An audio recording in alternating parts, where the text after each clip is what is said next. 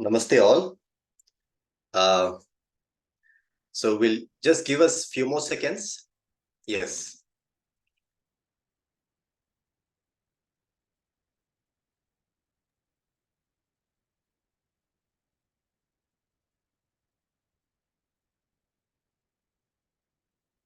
Namaste all. Om Shri Gurubhyo Namaha. Welcome everyone to the fourth ManoYoga pre-conference session today. We will start the session with Siddhata Dhyana. All of you close your eyes. Take 3 deep breaths.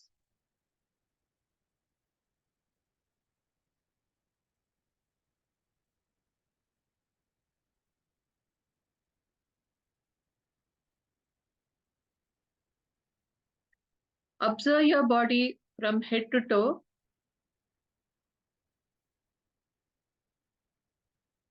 Chant Omkara 3 times. Om.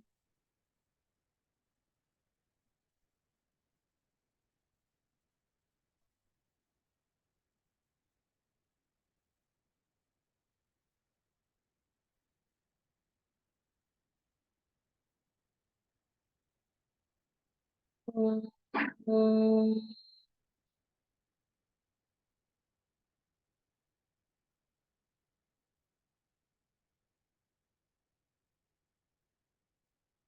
Let's connect to the cosmic energy. All of you fold your hands in Namaskara Mudra.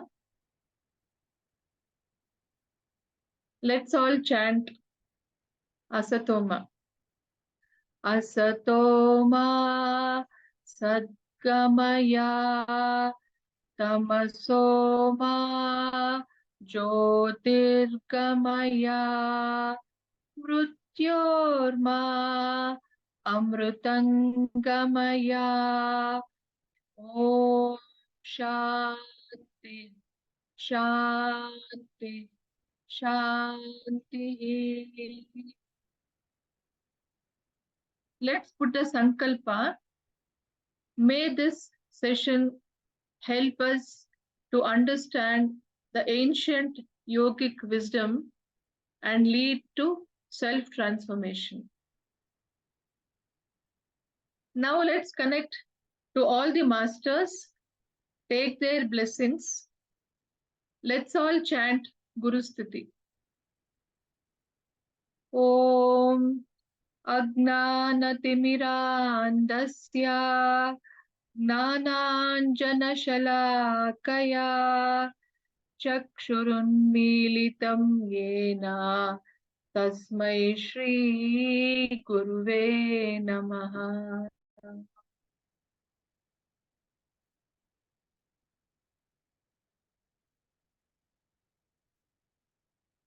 All of you close your eyes.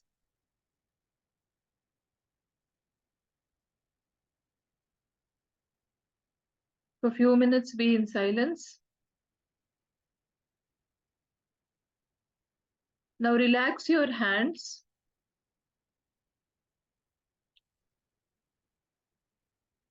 Be in this state for a few seconds.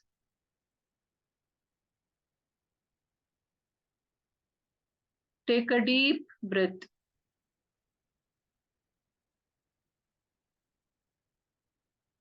Let's come out of the Siddhata Dhyana. Rub your palms. Feel the warmth. Bring your palms near the eyes. Gently massage your eyes, your head. Let this energy flow through your body. And gently open your eyes with a big, beautiful smile. Welcome back. And today's topic is ManoYoga in Sustainability. And the speaker is well known to all of you all, Praveen ji. And it's my great pleasure to introduce Praveen ji to the audience. Praveen ji is a software consultant by profession with more than 2 decades of industry experience. He has worked with several global clients around the world for leading technology companies. He draws inspiration from solving clients' business problems using modern technology, and he has won several innovation awards. He is passionate about sustainability, Indology, and ManoYoga. He has counseled more than dozen students in recent 1 year as a part of the student therapy. I also would like to give you some brief introduction about the topic. As I told you all, he's going to talk about ManoYoga in sustainability. The modern ECG theories are very imperative. However, it's only a tip of the iceberg and presents a piecemeal solution which may not suffice in the long run. It's crucial to know the big picture, the missing piece of sustainable zigzag puzzle. Today, Praveen ji will talk about how we can leverage learnings from ancient sustainable wisdom and ManoYoga philosophy of our ancestors to scale up modern sustainability and make it truly sustainable.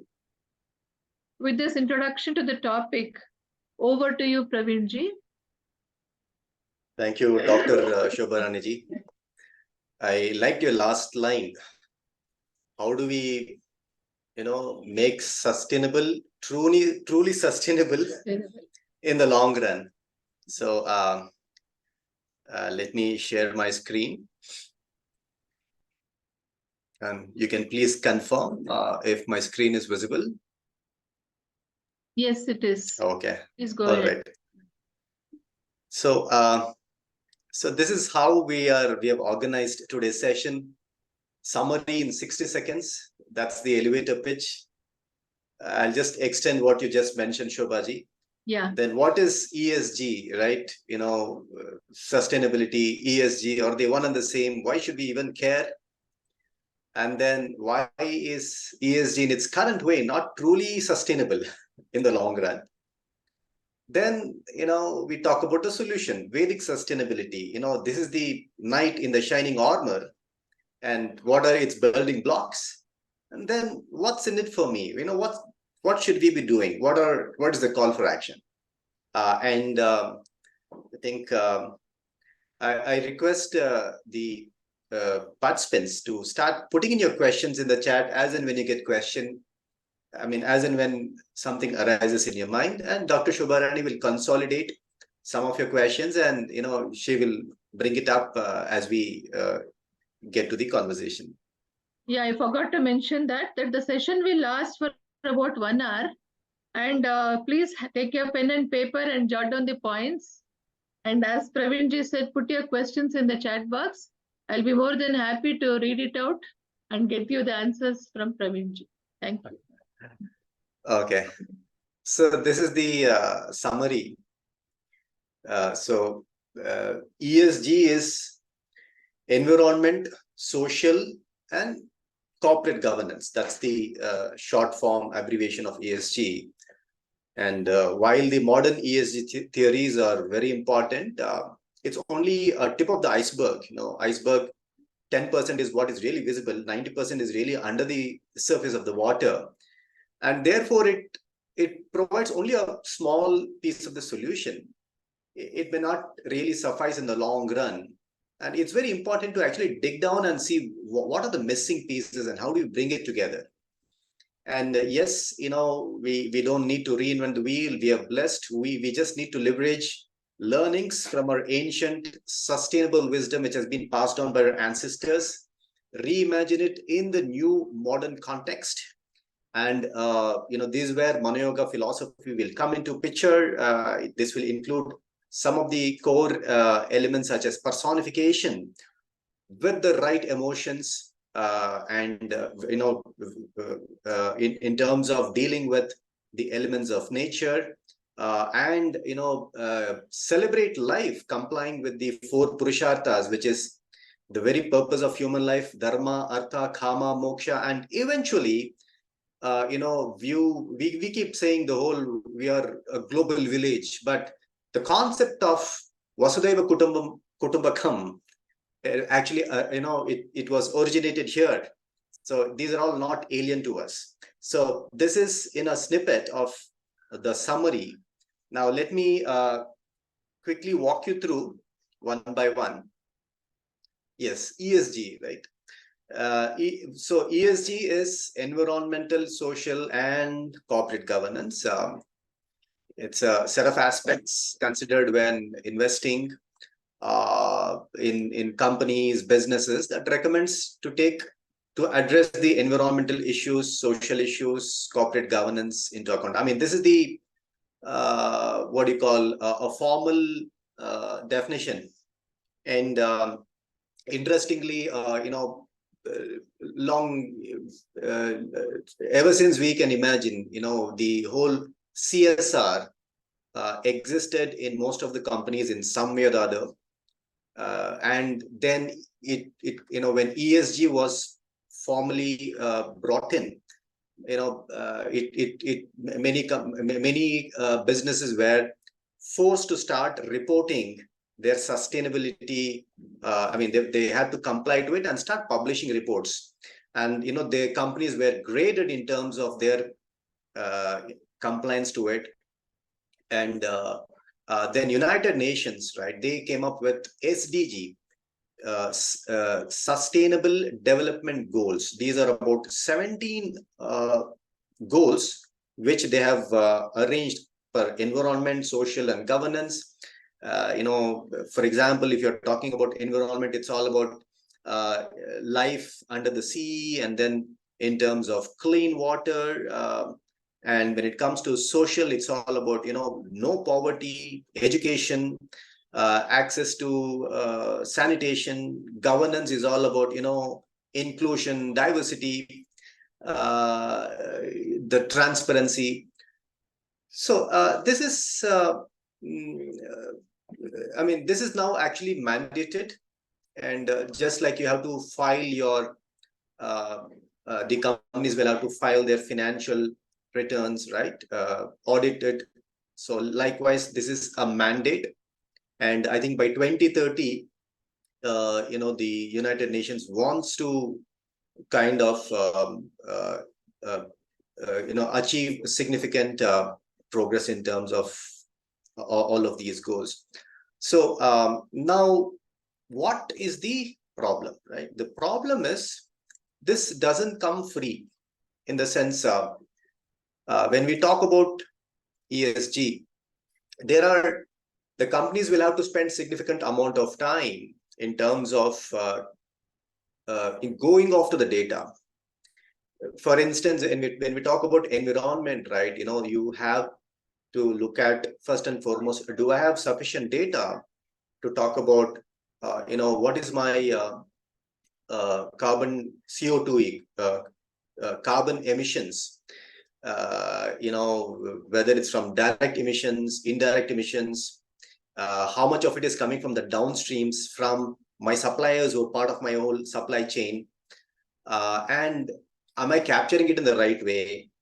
Am I reporting it in the right way? Am I getting insights in terms of, okay, these are my CO2 emissions, and now what should be the prescribed actions? So data collection, data reporting, and recommendation in terms of what is the next steps needs to be taken. All these three are together. It is easier said than executed. And in spite of having all the sensors, and companies would also look at how much of water are consumed in manufacturing units. how much of if I'm producing, let's say, a jeans pant, am I using the optimum material in terms of design, in terms of cutting?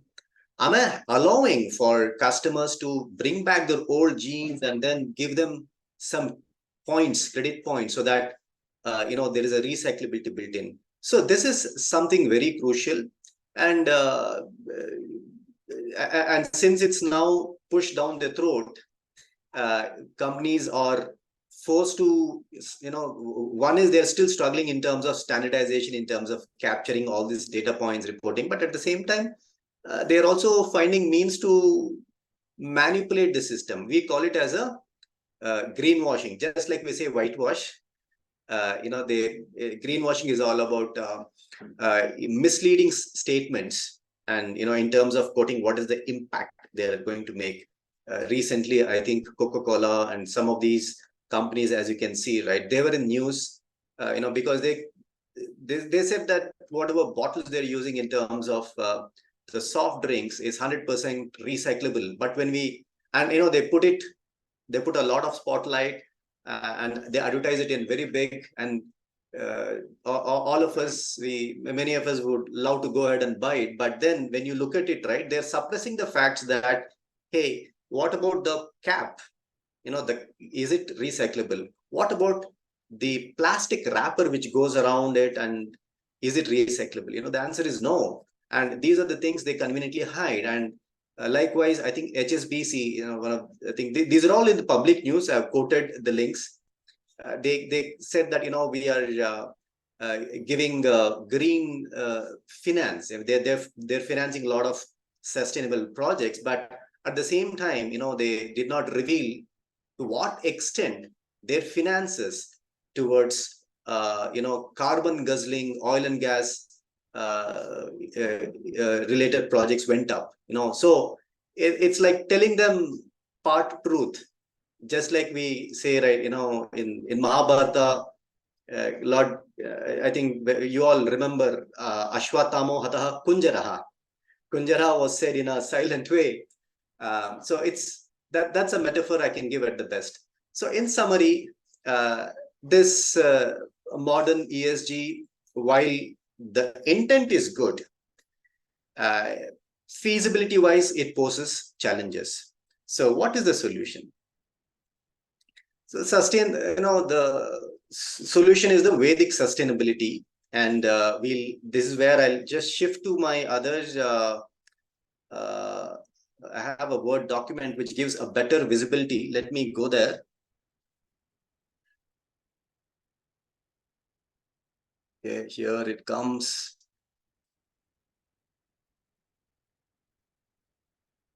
I'm sharing it. All right, yeah. And Shobha Raniji, you can confirm if this is visible. Yeah, I think it's visible now. Yes, it is. Okay. Yes. So all along, we've admired the problem. So now let's get to the solution. So what you see is, this is just what we discussed. The pillars of modern sustainability is all 3 P's: profit, planet, and people. And then you see all the 17 sustainability goals in its full glory. So this is a subset. I put it in the blue color box. And it is transactional compliance. If you don't comply, you'll be penalized. And the only measurement is the outcomes. You either meet the goals or you'll be penalized. It's very transactional. And let's look at how can we still meet the end goals. And more than that, it's not just the goals, but also the whole process, the whole journey in terms of achieving it. That is where our Vedic sustainability comes into picture. So, I'll start going, step by step. So, okay, this is where, this part is what I've brought in, our beginning, the moment we take birth, right? From then onwards, from womb to tomb, that is what I've painted in here. So moment a human being is born, right? I mean, at least in the our culture and tradition, we have a concept of the purpose of life. So these are your, we or purpose, which are purusharthas, and then the elements which we interact. The elements are obviously your five elements: Akasha, Vayu, Agni, Jala, Prithvi, which is your ether, wind, fire, water, and earth. This is, we say that our human body is made up of fire. There's a fire in our belly, Jataragni. Likewise, water. So we believe we are composed of the five elements, and we also interact with the external world on these five elements. And the biggest thing is, in our Vedic society, we attach elevated emotional connection with these elements. We worship sun. We do sun salutation, Surya Namaskara. We worship Jala. We call it Ganga Ma. Likewise, hill, Govardhanagiri. Essentially, in one way or the other, all the elements of nature, we revere it. Maybe worship is, that could be one way, but I would like to use the word we revere, and we have an emotional attachment towards it. Likewise, it's not just limited to it, but it's also limited to, it's also extensible to animals, right? It could be cows, it could be other animals, crows. We try to feed them, we try to offer water, and during Pitru Paksha, we give we offer the ablutions to it. So it's the harmonious interaction with emotional or positive emotional is a relationship which we have to the external environment. So this is something, if you fix this, if company starts looking at it this way, I think, the whole journey will be much easier, and they will not have to resort to cutting corners or doing greenwashing. So, we are fixing the intent. The modern ESG was all about output. Now we are starting right from the very inception, the intent, and going through the whole journey of not just producing the output, but also making the whole journey enjoyable one too. And then next comes your Purusharthas, Dharma, Artha, Kama. I'll talk about Moksha a little later, but what it really means is these are, the non-negotiable ways of leading a human life. Dharma is right conduct, righteousness. Artha is right wealth. We are a civilization where, it's like we worship wealth. Wealth could be not necessarily in terms of currency, monetary, but it could be, a treasure trove of knowledge, or, a different ways of measuring it. And use the wealth for the right purposes. Karma, right desire. Obviously, many of the inventions, discoveries, we've built one of the most magnificent temples, right? And a lot of research being done by the ancient rishis. So they had the right desire. It's the karma is what drives us to do to achieve a particular mission. And then karma. Okay, karma is ultimately action, and this follows your there's a law of action. For every action there's an equal and opposite reaction, which means that it has to be done with the right intent, because there's a concept of having a karma credit. It could be a credit or a debit, like a bank balance, depending on whether you've done good deeds or past deeds. And one important thing to note here is, it's not just limited to you. If I do something good, I'm not selfishly enjoying it, or I'm not the only one who suffered. It gets passed on, it gets shared on to my ancestors. It gets shared with my well-wishers, my family, my teachers. And Dr. Shobha Raniji, I think at the beginning, you did a Guru Stuti, right? And, so it is a interconnected, shared value chain. This is where, once again, if the modern businesses, if they realize that, they could also have a karmic, they could also have some karmic uh, results which they may accumulate, are they investing in maybe, something related to tobacco, are they trying to do some money laundering? Whatever activity they do, it gets passed on to their employees too in some way or the other. So it's we could probably, just like you have ESG, we should also look at a little bit more in terms of uh, what type of a business are they into? Are they maybe weapons of mass destruction? I mean, again, I think maybe the weapon is slightly a tricky example, but I think you got it. There are a lot of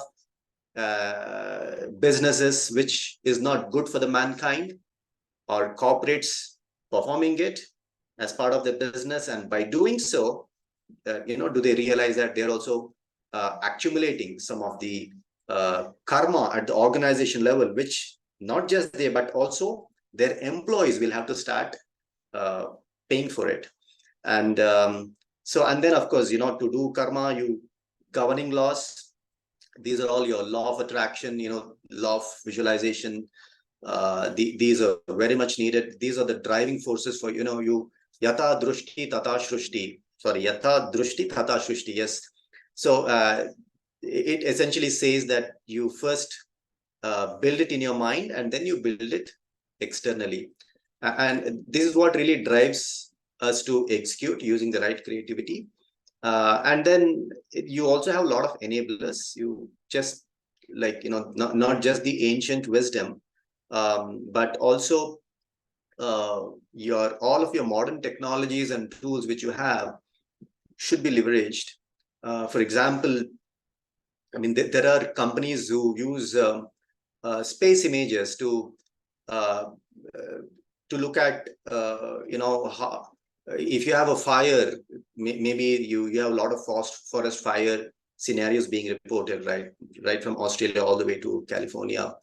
And using satellite images, we can quickly predict in which way it goes, and if a firefighter needs to enter, what is the right path for the person to enter and do the rescue mission.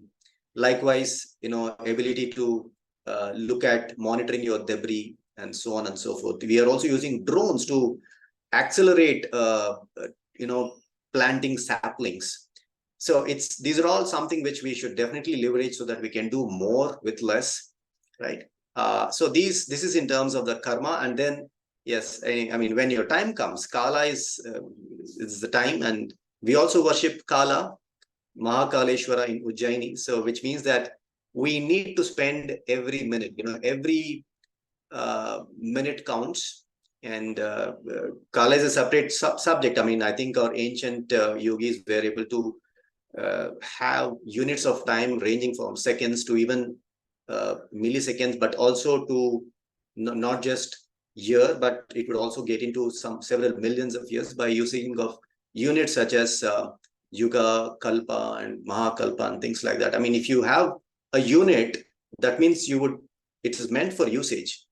So it talks about the importance we give to the time. And, when the time comes for each of the individuals, we can either we go back to the cyclical life based on our karmic balance. If it's positive, we go back and enjoy.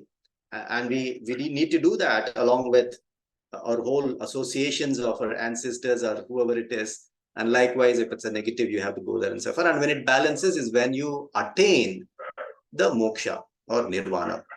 So this is as you can see, right from the intent of birth all the way, I mean, from the womb all the way to the tomb, the entire journey with the right intention, having the right emotional link with the forces, nature, as well as animals, the soil, the mountain, and plus the right thoughts, because it's, if what you think becomes words, what your words will become beliefs, your beliefs will become action.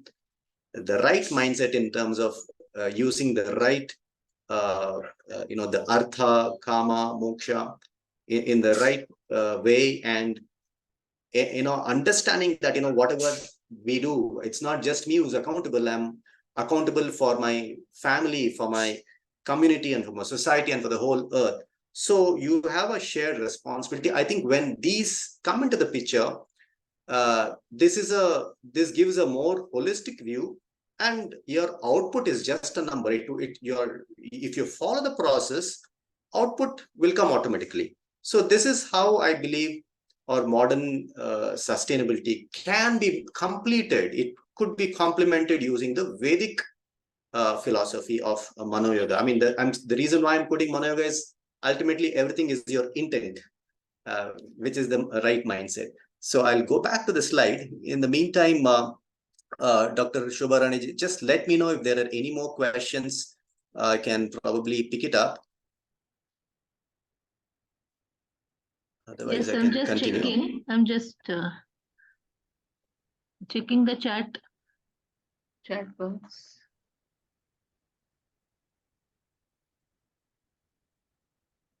There are no questions in the chat box yet. Okay. Yeah. And then, but I just have one query. Yeah. Like which came into my mind. You Go ahead, spoke please. about Artha, right? You spoke about Artha or the wealth aspect. Yeah. Now, but is this not something which will cause imbalance to the sustainability? Like if we shop more items, consume more items, won't it cause harm to the Mother Earth? No, it's a very good question. See, I think, thank you for bringing it up. I mean, as I said, we worship goddess Lakshmi, right? And, tomorrow is Lakshmi Puja as part of Deepavali also. So, again, we need to look at the role models, what we had it in our history, in our Puranas, right? I mean, I think King Ambrisha was supposed to be, he's a great ruler. He was a king. He had a lot of wealth, but he used it for pro people, projects in his kingdom. Likewise, you can look at anyone. King Janaka was supposed to be a person of, the role model even at the time of Lord Rama. Using the money for the right purpose is the way to go. And what this really means is, I mean, in those days they were using the money. I think one is the taxation was, there used to be some caps even during the Chola period. I think 5% or 8% used to be the taxation, and they would patronize your scholars, and they would build. I think during Vijayanagara Kingdom, I learned that every time they won a war or so, number one, they would develop a temple. They used all those money to build temples, which would further drive the economy. And number two, they would build lakes, for the sustenance, and that would again foster farming. And so, of course, number three is they would ensure the security is not compromised. All of this requires money, and what do you call? You should not waste money. You have to use it for the right purpose. And even now, if you look at some of the billionaires, it could be Warren Buffett. I hear that he still drives a car which is like 20 years old, and he's been living in the same house in Omaha for so many decades. I mean, it's important to stay rooted, use the money for the right purposes, give dana, use it for the welfare. Thanks for bringing in. I mean, I think this is a very good question. Point. We should use the money for the welfare of the society. Correct. Yeah, right. Got the point. I saw another message in the chat. I'll just take a minute. Sure. When I was, please again explain about Kala. Somebody, Mahantesh, he has asked, please again explain me about Kala, that is time. Okay. So, okay, the context, I don't know, but, And Mahantesh has also asked about karma, dharma and karma. Also explain about that.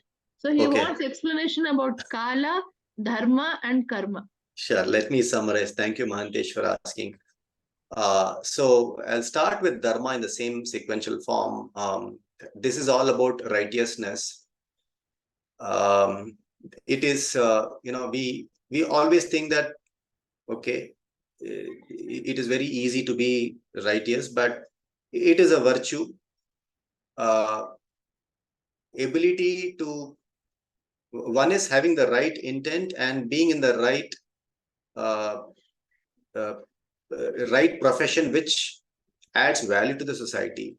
I mean, we all hear about ikigai, right? The philosophy which says, you know, am I am I good at it? Will it help me feed my family? Uh, is it something which is core to my heart? Is it something which will add value to the society? I think ikigai plus a sustainability angle is your dharma. It's ability to the righteousness has different meaning. It has different meanings. I think I'm able to give one example because this is fresh in my mind from the previous ManoYoga session. Truthness, right? So if the truth is if the truth is actually helping the larger society, well and good. Now, if the same truth is going to cause a harm, let's say there's a patient on the deathbed or last stages, and if he asks doctor, will he live? And the doctor knows that he's not, but he has to, as a duty, it's a doctor's dilemma. But if he chooses to say that you will live through, sometimes the words itself will have a positive thing. So I think it's important to once you have the right mindset in your mind saying that, okay, let me do good to me, to my stakeholders, to my family, to the society, I think that would take care of many of these dilemma. That's in terms of dharma, right conduct, not cheating someone, not insulting someone, right? So these are all, maybe a classic example is Yudhishthira, right? So that is one thing. And then you said karma, right?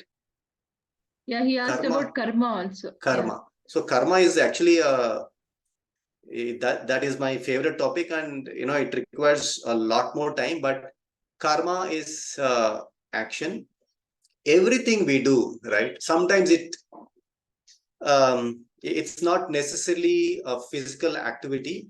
Obviously, when when you walk or whatever you do, you consume food, you're doing some karma.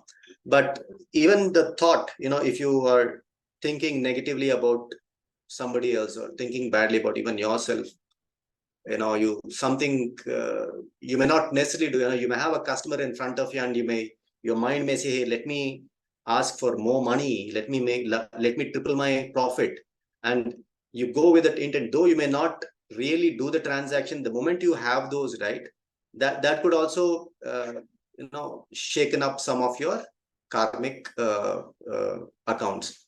And this is, again, as I said, it would, you have multiple varieties of karma. Your sankuchita karma, prarabdha karma, and agama karma.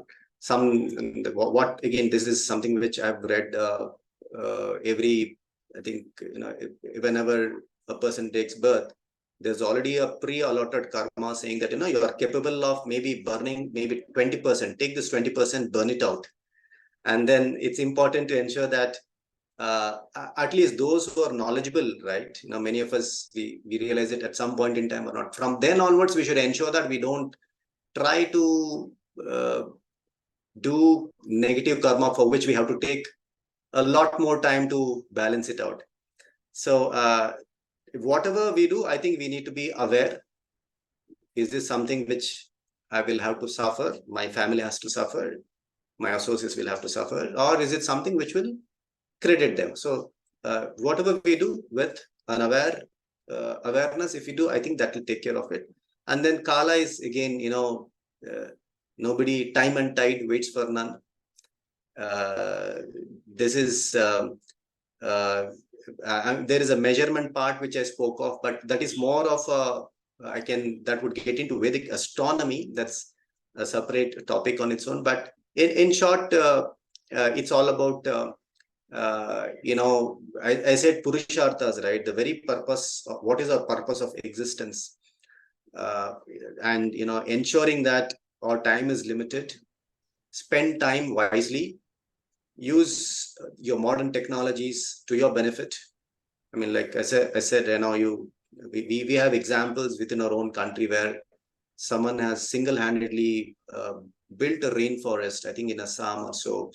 Likewise, now, I mean, they belong to a different era. Now we have your artificial intelligence, your chat GPT, which can actually, it is supposed to, I mean, it would probably replace so many jobs. I don't know. I mean, they keep saying it will also create new roles, but I am not sure if the volume of new roles would really compensate for the job losses. That's again a different question. But um, I think we need to make use of all of these technologies to our benefit, so that the time which we have, we use it for our true purpose. You know, the true purpose is something which should line back to the society. Whatever we do, it should have.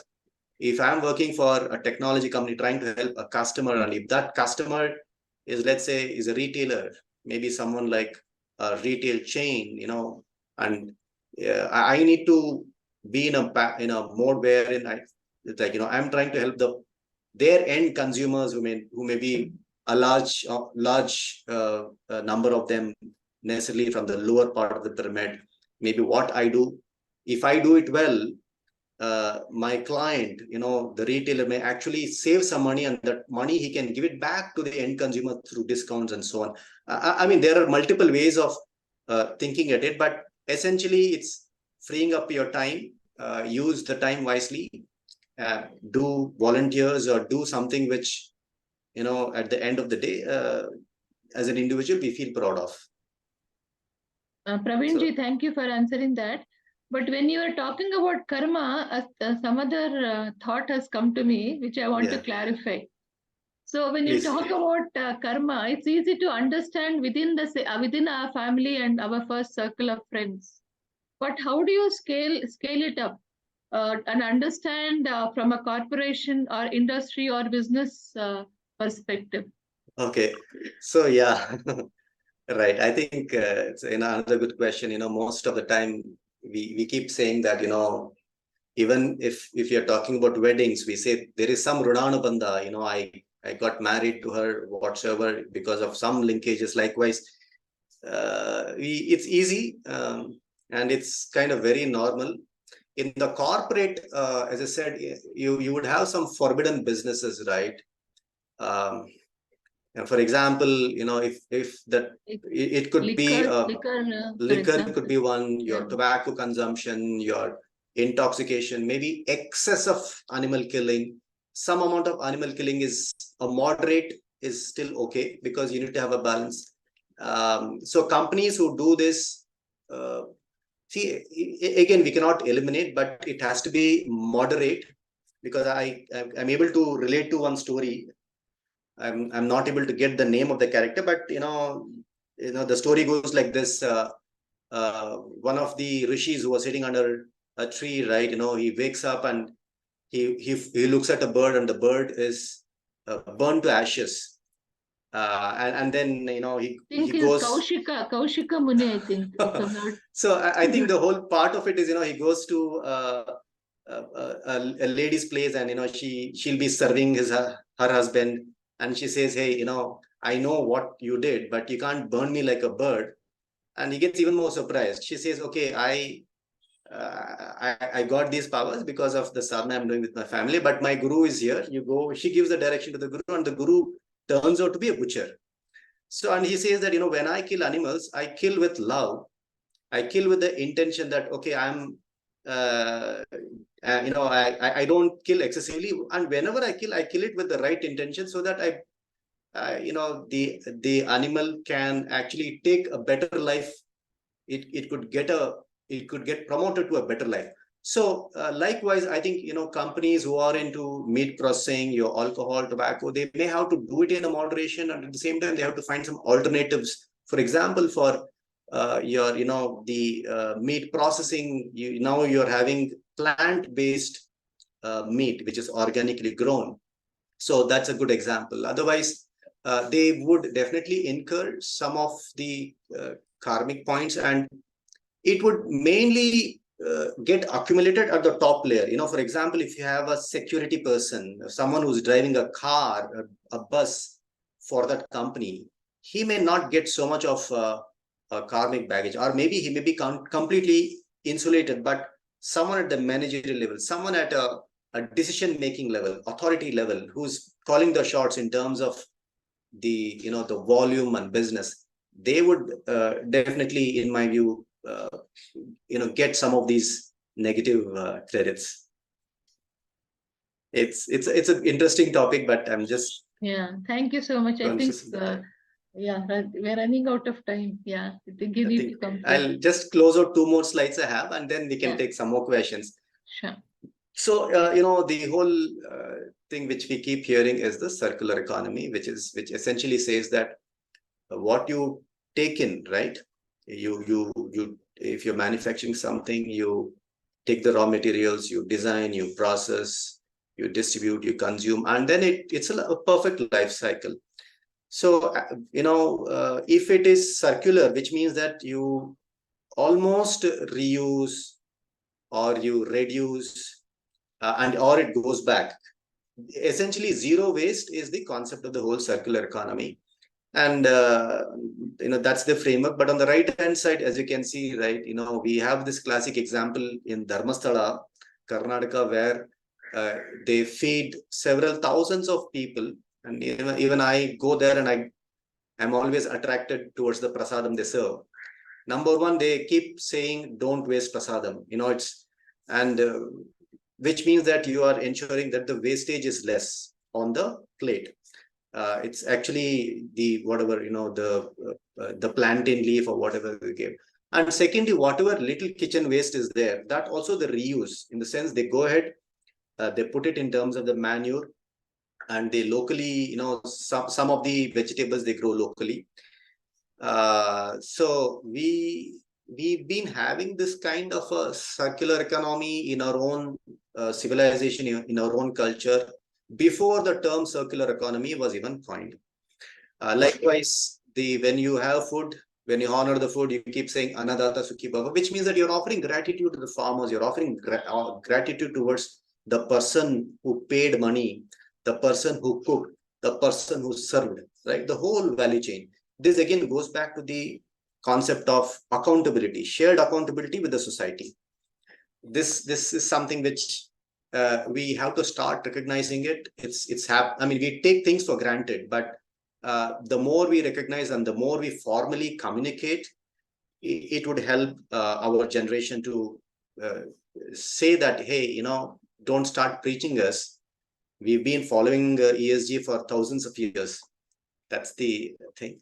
And that brings us to the next question, yes, we've been having these sustainability practices all along. It's ingrained in our very DNA. Therefore, we have to be the world leader. I feel proud that in the past decade, a lot of steps have taken in this direction. As you can see, when the COVID hit, though we did not have enough for our own country, we still, whatever little we could spare to our neighboring countries or other countries who could not afford, we actually shipped the medicines. And the left hand side, what you see is, this is something which the Brazil president himself tweeted. You can see it's Lord Hanuman carrying Sanjeevani Parvata, and that Sanjeevani, it has all your vaccine, right? So that is there. And we also went ahead and we took the initiative to have the International Yoga Day. This is something which had, I think, more than, it was supported by vast majority, sheer majority in United Nations. And of course, they recently concluded G20. The very tagline is Vasudhaiva Kutumbakam. And rightly so, it is the last G20 because the next year it's going to be called as G21. We brought in the whole African continent into it. So I think all I'm trying to say is, and likewise the International Solar Alliance, we are taking a lead in terms of green sustainable energy. these are all in the right direction. And I'm thinking we are definitely in the top echelon. My goal is to raise the bar and become numero uno. And then finally, the question is, so fine, all these are nice. What's in it for me? So here are certain takeaways. And after this, Dr. Shobhaji, I can take some more questions. Just 4 quick things, right? We need to be assertive on the Vedic sustainability practices. And what it really means is teach the next generation in terms of some of the practices, like, doing Ekadashi fasting, which means you're not consuming so much of grains. You're reducing your carbon footprint. Annadanam, you're donating, you're feeding the poor, right? We always had this. Even I think when I go to my grandma's place, she intentionally put some food on the ground, saying that let the ants come and eat. And likewise, even if you go to their house in the night, they'll always have some food for any guest who would come in. Go Seva, as I said, it's not just us humans, but it's also the animals around us. Vriksha Puja, it's, I think you will see a lot of tree saplings, which has happened. And recently through the Isha Foundations, they planted several thousands of trees alongside the Kaveri banks. It's one way, it's another way of revering. Worship time, as I said, make every second count. Every day, I think it's important to start thanking that, we are even alive, realize our purpose, use all your modern technology, save time. In the past, our forefathers did not have so much time which we have now, but now you can actually do a fund transfer in a few seconds. But I remember my father used to go to the bank, use a passbook, and it used to take a few days and so on and so forth. So at the same time, the challenging thing we have is we get easily distracted, and this is where ManoYoga will come into place. Being aware of the time we have and using it judiciously. Use it judiciously to do more seva to the society. Number 3, be a karma yogi. Consciously take action and be aware of consequences. Try donating about 5 to 10% of your income for any dharmic cause. And I think this also goes back to one question which Mahantesha asked, right? What about karma? So whatever we do, we just need to ensure that we will be accountable for the end results. And just the thoughtfulness should be there. Mindfulness. In fact, mindfulness, they say, but it's actually emptying the mind, but they still call it mindfulness. So we have to use our Sanskrit word, non-anglicized. The last one is institutionalize the Shanti Mantra. I mean, this is where we really offer gratitude to the whole universe, people around us, the living, non-living, right? This has to be our practice. And in fact, I learned that there is not just one, but there are several different Shanti mantras. So these are some of the small things which we can do, and we can feel proud about it, and also have our next generation kids to take it up. So I'd like to pause here. I think we have 5 more minutes, and if there's anything else, any other questions, last maybe one question we can take, and then you can do the Shanti mantra.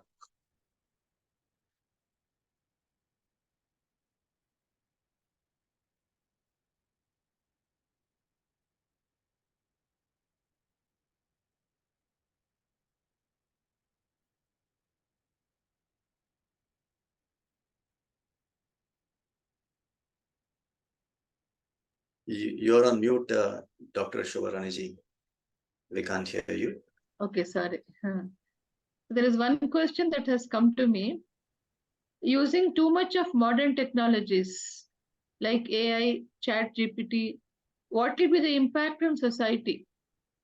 The impact on job loss, Okay. and further well-being of the people and the planet? Yeah, okay. I just answered partly. As I said, we'll have a lot more time with us. Use OpenAI, ChatGPT, what would really take so many hours, days. Now you can do it in seconds, in a jiffy. Use the time for your right purpose. And one of the scholars had said that eventually, there will be job loss. It will be asymmetric. Just like you had, kingdoms, you will have digital capitalists, those who invested heavily in technology, China, US, India to a certain extent. They will have a lot more jobs created there. Those who are not digitally savvy, maybe some parts of the Africa, some parts of India, people will find it very hard to do the shift, because the jobs are getting lost at a quick, alarming pace, but at the same time, new roles are getting created now. Are people getting trained quickly enough on those technologies, getting skilled at that speed and in that area is a challenge. Some of the urban areas, definitely yes. But if you take, as I said, some parts of Africa or some other areas where you don't have so much of digital literacy, there the jobs may not get created. I don't know, this is my 2 cents, but in two things will happen. If this continues, at least whoever have invested heavily in the digital, there will be a binary. One is, you will have a lot of time and you can do your soul searching, you can become a rishi. The other one is, you have too much of a time, you use it to become intoxicated, you lose your self-esteem. It's like zero or a hero. There is no middle. So these are the two extreme scenarios which I see. With that, I would like to conclude from my end. Yeah, I think we don't have much time also. So I would like to thank you, Praveenji, for the wonderful talk relating sustainability to Vedic practices. It was really nice. And thank you for clarifying everybody's doubts also. Now Great. I request Guruji to come over and have any announcements. I would like to know. Yes. Namaste to all. ಎಲ್ಲರಿಗೂ ದೀಪಾವಳಿ ಹಬ್ಬದ ಶುಭಾಶಯಗಳು. Happy Deepavali to each one of you. Great. So Praveenji, you brought so many important aspects here. Very, very deeply connected topic, actually. So we have to work on this, Praveenji, in further sessions. So I think we have to invite some great sadhakas where they can talk about this ESG, how we can use our Bharatiya Sanskriti, Indian culture, and how we can adapt this modern ESG towards the future generation, right? So I think it is one of the very important and very required knowledge and wisdom, I think. And one thing I want to pick here, my dear friends, when you think of Runanubandha, what is the meaning of Runa? Runa is nothing but debt, right? What is Runa? Runa is a debt. That means Runanubandhena, you are getting out of the debt. Hello. What I mean to say is, if you have that sala, that debt, that's why you are getting it. If you do not have it, you will not get it. It's very straight. Actually, we think that this didn't happen in my life. I didn't get this. I am not able to achieve this. It is not there.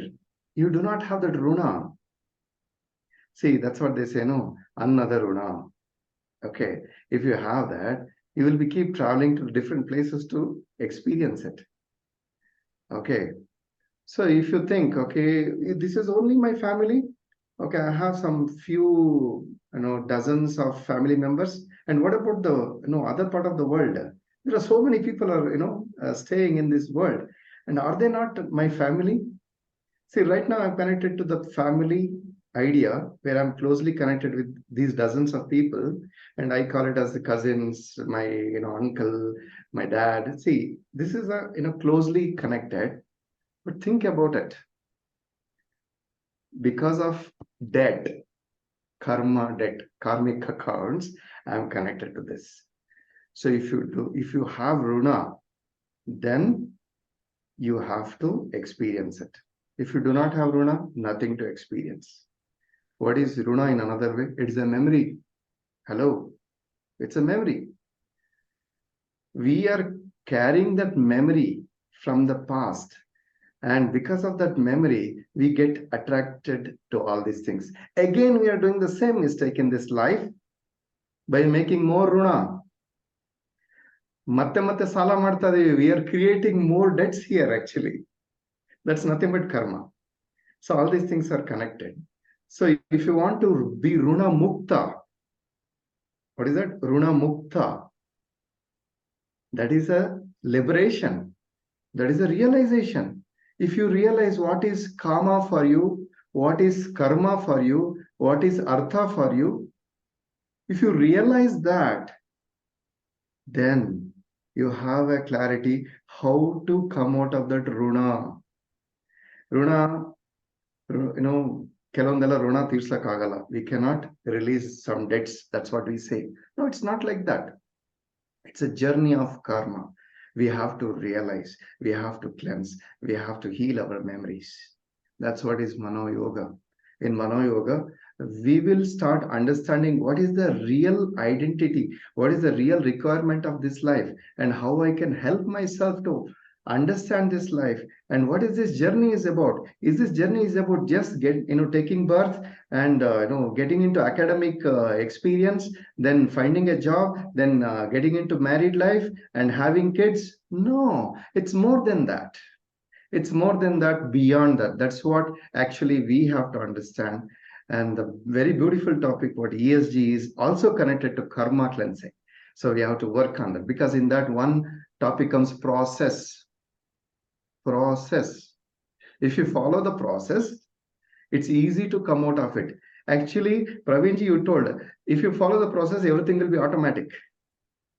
Yes, my dear friends, karmic cleansing is an automatic cleansing.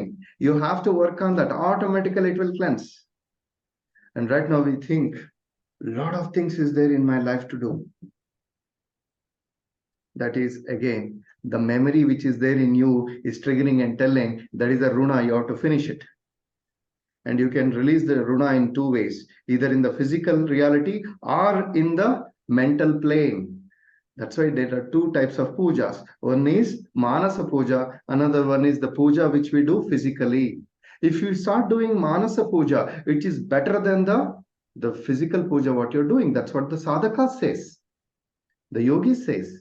Now understand, if you start working all these things, the karmic cleansing in the mind plane, what will happen? You can realize so many things. If the memory rises, okay, I have to do this. Understand why you have to do that. What is the real idea behind it? Take a clarity. Do you really want to do that? If you come to that stage, if you come to that idea, if you come to that realization, so many karmas you will not be doing in this life, and you will not be creating more debts for the next life. So this is what the message I felt. Runa Anubandha. So Runa Anubandha is nothing but it is a debt, my dear friends, which we carry. Think about it. In the future classes, definitely we'll discuss on how Runa can be realized, how Runa can be released. ನಾವು ಸಾಲ ತಗೊಂಡಿರ್ತೀವಿ, ಸಾಲ ಕೊಟ್ರೆ ಮಾತ್ರ ತಾನೇ ಅದು ವಾಪಸ್ ಕೊಟ್ರೆ ತಾನೇ ಸಾಲ ಮುಗೀತು ಅಂತ. After taking debts, we have to give it back. Then how to give it back and how to work on it, my dear friends, let us think about it in the next ManoYoga pre-conferences. So again and again, I'm telling you, this science, yogic science, is amazing science. And I request each one of you, why I'm telling request is, I can say, okay, if you want come, you do not come, doesn't matter. No, I'm requesting you, because this is such a era. If I tell 1,000 times, also the mind will not accept it. The mind is so much disturbed, so much distracted. It is keep moving everywhere. It is keep asking so many things. That's why I'm telling you, I'm requesting you, come and be in the yogic platform, experience it. So we are going to have a Global Yoga Summit happening on December 23rd and 24th, 2023. I want each one of you be there and experience other sadhakas' experiences, right? Okay, time is already up. It's 8:06. Thank you so much. And we'll see you in the next pre-conference. Namaste to all. Over to Dr. Shobharaniji. Thank you so much, Guruji, for the knowledge and the wonderful words of wisdom. Really, it was very useful. And we want another session from you on the same, like how to ನೀವು ಹೇಳಿದ್ರಲ್ಲ ಸಾಲ ತೀರಿಸ್ಕೋಬೇಕು ಅಂತ. How to we are all interested, I'm sure. We want a session about that. Sure. So it's a time for gratitude. Before I close the session, I would like to thank at the outset, I would like to thank Rotary Bangalore Global Yoga, then Yoga University of Americas, Swami Vivekananda Yoga Research and Holistic Health Trust, Dr. Yogi Devraj Guruji, Spiritual Solution Center, Dr. Vishwanath Guruji, Dr. Guruma Gayatri, all the participants who have taken their time out and then logged in and have actively participated. And of course, thankful to the Compassionate Cosmos for allowing us and giving us an opportunity to listen to such insightful talks. With this, let us conclude by chanting the Shanti Mantra. Let us all chant the Shanti Mantra. Close your eyes. Om Sahana Bhavatu Sahanau Bhunaktu Sahaviryam Karavavahai Tejasvinavadhitamastu mam Vidvishavahai. Om Shanti Shanti Shanti. Loka samasta sukhino bhavantu. Loka samasta sukhino bhavantu.